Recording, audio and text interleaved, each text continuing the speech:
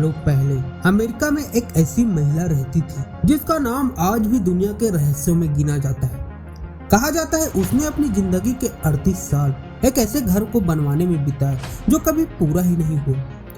हर दिन नई दीवारें बनती थी, नए कमरे तैयार होते थे और अगले दिन उन्हें फिर से बदल दिया जाता था। लोगों का दावा है कि वो महिला ये सब अपनी मर्जी से नहीं कर रही थी, बल्कि हर रात उसे कुछ ऐसी आवाजें सुनाई देती जो उसे नए नए आदेश देती थी। आज भी उस घर में आने वाले कई पर्यटक अजीब परछाइयां देखने और खाली कमरों से अजीबोगरीब आवाजें सुनाई देने का दावा करते हैं। तो क्या ये सब अफवाहें हैं या सच में उस घर में आज भी कोई ऐसी ताकत मौजूद है जो वहां से कभी गई ही नहीं? आइए जानते हैं विंचेस्टर मिस्ट्री हाउस का पूरा रहस्य। जहां से रोशनी खत्म होती है, कहानी वहीं से शुरू होती है। स्वागत है आपका एक बार फिर से डेडलाइट स्टोरीज में। सैन जोसे, कैलिफोर्निया, जहां एक बहुत बड़ी हवेली है जिसकी बनावट बड़ी अजीब है। यहाँ कई कमरे और ऐसे रास्ते हैं जो कहाँ जाते हैं किसी को नहीं पता। इसी विशाल हवेली में कई सालों से मेंटेनेंस का काम कर रहा था डेनी नाम का एक बंदा। उसकी जिम्मेदारी थी रोज सुबह पर्यटकों के आने से पहले हवेली के अलग अलग हिस्सों की जांच करना, लाइटें देखना और जहां जरूरत हो वहां मरम्मत करना। वो वहां कई सालों से काम कर रहा था, इसलिए उसे इस हवेली के अजीब रास्ते और सुनसान कमरों से डर नहीं लगता था। उसके लिए भूत वगैरह भी मायने नहीं रखते थे। लेकिन एक सुबह कुछ ऐसा हुआ जिसे वो शायद जिंदगी भर नहीं भूल पाया। उस दिन हुआ ये था, डेनी सुबह सुबह हवेली के एक सुनसान हिस्से में बने 3 मंजिला वाटर टावर की जांच करने पहुंचा। उस समय सूरज भी पूरी तरह नहीं निकला था। हवेली में पर्यटक तो दूर, बाकी स्टाफ भी अभी नहीं पहुंचे थे। डेनी ने वाटर टावर का भारी लकड़ी का दरवाजा खोला और अंदर जाकर पहली मंजिल पर अपना काम शुरू कर दिया। वो अपने काम में मग्न हो गया था। इतने में अचानक उसे ऊपर से किसी के चलने की आवाज सुनाई देती है। वो आवाज ऐसी थी मानो कोई दूसरी मंजिल से चढ़ते हुए तीसरी मंजिल की ओर जा रहा हो। डेनी को लगा शायद कोई इंसान रात में चुपके से चोरी के इरादे से अंदर घुस आया होगा, क्योंकि वो हिस्सा आम लोगों के लिए पूरी तरह बंद था। डेनी ने सोचा पहले यह जो भी है उसे चेतावनी दे देता हूँ। डेनी ने नीचे से ही जोर से आवाज लगाई, ऊपर कौन है? यह इलाका बंद है, तुरंत नीचे आ जाओ। लेकिन ऊपर से कोई जवाब नहीं आया, बस कदमों की आवाज लगातार आ रही थी। डेनी ने टॉर्च पकड़ा और लकड़ी की सकरी सीढ़ियों से ऊपर दूसरी मंजिल की तरफ बढ़ने लगा। जब वो दूसरी मंजिल पर पहुंचा तो कदमों की आवाज जो आ रही थी वो बिल्कुल शांत हो गई। डेनी ने टॉर्च की रोशनी चारों तरफ घुमाई, लेकिन वहां कोई नहीं था। उसने वहां हर जगह तलाश की, लेकिन कुछ भी नहीं मिला। खिड़कियां, दरवाजे भी बाहर से पूरी तरह लॉक थे। डेनी ने एक बार फिर जोर से आवाज लगाई, अगर कोई ऊपर है तो सामने आओ। लेकिन इस बार भी कोई जवाब नहीं आया। डेनी को लगा कि शायद उसे कोई भ्रम हुआ होगा। वो वापस नीचे की तरफ बढ़ने लगा। तभी अचानक उसके ठीक सिर के ऊपर यानी तीसरी मंजिल की छत से फिर से किसी की दौड़ने की आवाज आने लगी। ऐसा लग रहा था जैसे कोई जानबूझकर डेनी के ठीक ऊपर वाले हिस्से में पैर पटक रहा हो। उसे बिल्कुल भी समझ नहीं आ रहा था कि आखिर साला ऊपर है कौन। डेनी को इस हरकत से बहुत ज्यादा गुस्सा आ रहा था। वो गुस्से में भागते हुए तीसरी मंजिल पर गया और चिल्लाकर कहा, मजाक बंद करो, सामने आओ। लेकिन अभी भी कोई जवाब नहीं आया। डेनी ने हर कोना देखा, लेकिन वहां ऐसी कोई जगह नहीं थी जहां कोई व्यक्ति छिप सके। सबसे अजीब बात यह थी कि अगर वहां कोई इंसान मौजूद भी था तो उसके पास बाहर निकलने का कोई दूसरा रास्ता नहीं था। नीचे जाने वाली एकमात्र सीढ़ियां डेनी के ठीक पीछे थी। फिर वो व्यक्ति गया कहाँ? डेनी ने एक बार फिर पूरे कमरे को देखा और आखिर में हताश होकर वापस नीचे जाने के लिए मुड़ गए। तभी उसे अपने ठीक पीछे किसी की मौजूदगी महसूस होने लगी। वो वहीं रुक गया। डेनी ने धीरे धीरे पीछे मुड़कर टॉर्च की रोशनी में देखने की कोशिश की और उसी समय उसे रोशनी के सामने एक धुंधली सी आकृति दिखाई दी।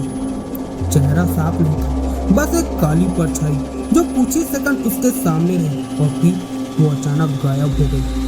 उसे देखते ही डेनी के होश उड़ गए। इसके बाद उसने दोबारा पीछे देखने की हिम्मत नहीं की। डेनी इतना ज्यादा डर गया था कि उसका शरीर पसीने से डूब चुका था। वो घबराहट में सीढ़ियों को फांदते हुए नीचे उतरा। जब वो भागते हुए नीचे आ रहा था तब तक वहाँ के बाकी स्टाफ भी पहुँच चुके थे। वो लोग डैनी को डरे हुए देख उसके पास पहुंचे। वो इतना घबराया हुआ था कि उसके मुंह से आवाज तक नहीं निकल रही थी। डैनी वर्षों से इस हवेली में काम कर रहा था। उसने यहाँ की हर तरह की अफवाहें सुन रखी थी, लेकिन उस सुबह जो उसने खुद महसूस किया, उसके बाद उसके लिए एक सवाल हमेशा के लिए बाकी रह गया। आखिर उस वाटर टावर में उसके अलावा था कौन? डैनी के साथ हुई उस घटना के बाद विंचेस्टर की कहानी यही खत्म नहीं हुई। विंचेस्टर मिस्ट्री हाउस में काम करने वाले लोगों और वहां आने वाले पर्यटकों के बीच ऐसी कई घटनाओं के दावे पहले भी सामने आते रहे हैं, लेकिन इनमें से एक घटना ऐसी थी जिसका सामने एक टूर गाइड ने खुद करने का दावा किया। उसका नाम था क्रिस्टोफर। यह घटना लगभग 2013 की आसपास की बताई जाती है। अक्टूबर का महीना था और हैलोवीन के दौरान विंचेस्टर हाउस में नाइट वॉक टूर आयोजित किए जा रहे थे। उस रात क्रिस्टोफर करीब 15 से 20 लोगों के एक ग्रुप के साथ हवेली के अंदर जा रहे थे। वहां के माहौल को डरावना बनाने के लिए सभी लाइट्स को बंद रखा गया था और अंधेरे गलियारों में रोशनी का एकमात्र सहारा था पर्यटकों के हाथों में मौजूद छोटी टॉर्च। पूरा ग्रुप धीरे धीरे हवेली की ऊपरी मंजिल की तरफ बढ़ रहा था। कुछ देर बाद क्रिस्टोफर उन्हें तीसरी मंजिल के सकरे गलियारे में लेकर पहुंचे। जगह पहले से ही काफी शांत थी। क्रिस्टोफर सबसे आगे चल रहे थे और बाकी लोग उसके पीछे। वहां चलते चलते क्रिस्टोफर को अचानक महसूस हुआ कि उनके बाएं कंधे पर किसी ने बहुत जोर से अपना हाथ रखा और उसे पीछे की तरफ खींचा। क्रिस्टोफर को लगा कि शायद ग्रुप का कोई टूरिस्ट डर गया होगा या रास्ता भटककर मदद मांग रहा होगा। वह तुरंत मुस्कुराते हुए पीछे मुड़े ताकि उस टूरिस्ट की मदद कर सके।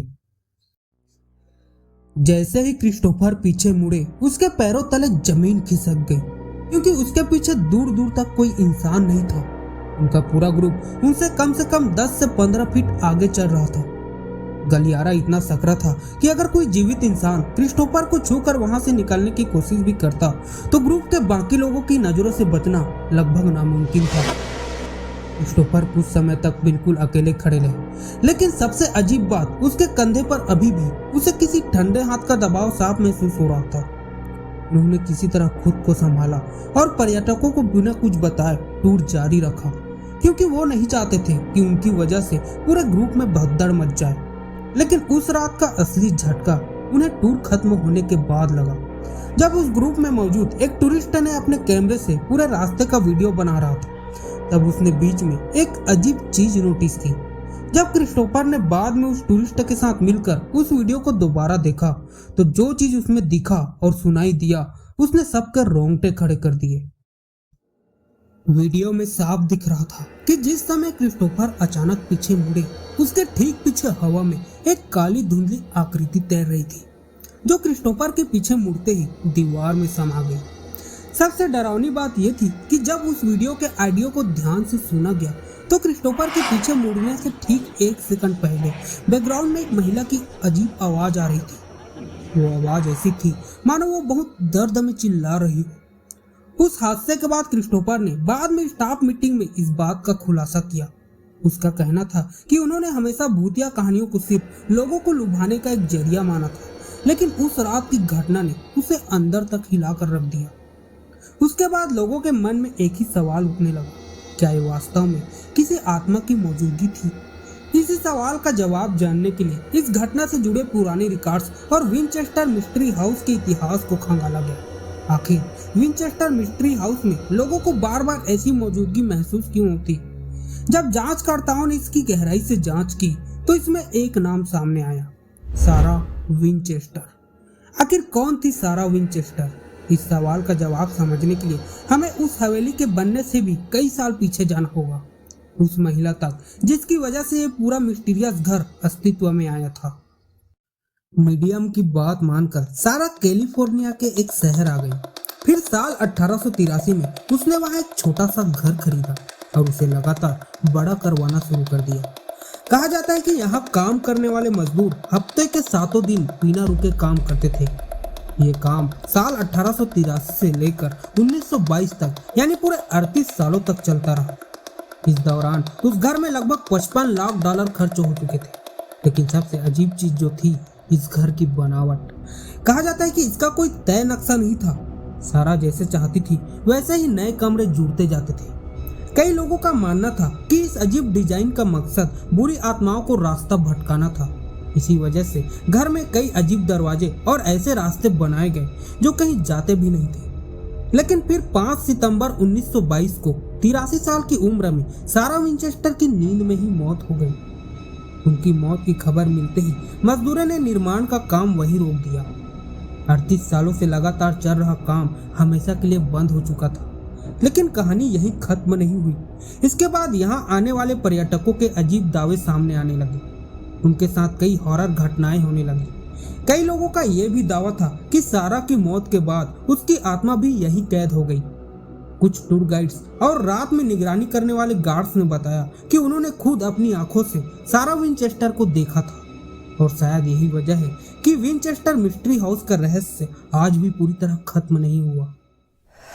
38 साल तक बना एक घर आज भी अपने अंदर कई सवाल छुपाए हुए हैं। क्या सारा विंचेस्टर सच में आत्माओं से डरती थी या इस पूरी कहानी के पीछे कोई और वजह थी? शायद इसका जवाब कभी नहीं मिलेगा। आज सारा नहीं है, वो मजदूर भी नहीं है, लेकिन वो घर आज भी खड़ा है और शायद उसकी दीवारों में आज भी उस औरत की कहानी कैद है। लेकिन मेरे मन में एक सवाल अब भी मुझे खाया जा रहा है। अगर इस घर को बनाने का काम कभी रुका ही नहीं था तो फिर सारा की मौत हुई कैसे?